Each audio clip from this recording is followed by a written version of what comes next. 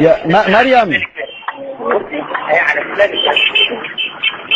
يا مريم بعد اذنك لو في حد من المواطنين عايز يتكلم معانا ما عندناش مشكله.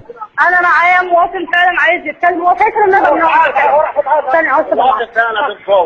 السلام عليكم. وعليكم السلام ورحمه الله وبركاته، اتفضل. بس حضرتك انا مش هطول عليك عشان انتوا ناس، بس يا رب الكلام ده يطلع على الهوا. احنا على الهوا، احنا على الهوا، احنا على الهوا. يا عم اسمعني، اتفضل. انتوا حكومه قاعدين على الكراسي ظلمه، ولا رئيس جوه نافع ولا وزير نافع، انتوا بتموتونا بالحياه، عمالين تقولوا السيسي فوق دماغنا، عاملين ايه السيسي بتاعكم؟ انا ولا مع محمد مرسي ولا مع محمد خرا، ماشي؟ انا بتاع ربنا وناس بني ادم عايز ياكل عيش. انا بتقوا الله فينا ونزلوا لنا انابيب، احنا مش عارفين ناكل عيالنا، انا عندي 5 عيال، يا ناس يا ظلمه، العيال ابوك على حكم.